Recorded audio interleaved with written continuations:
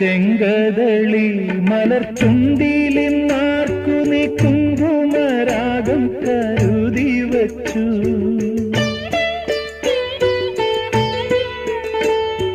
തൊഴുതു മടങ്ങുമ്പോൾ പൂവളപ്പൂവിഴി മറ്റേതു ദേവനെ തേടി വന്നു.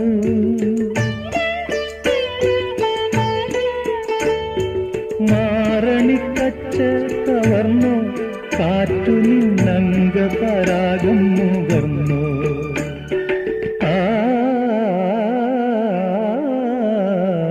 ചന്ദനലേപ സുഗന്ധം ചൂടിയതാരോ കാറ്റോ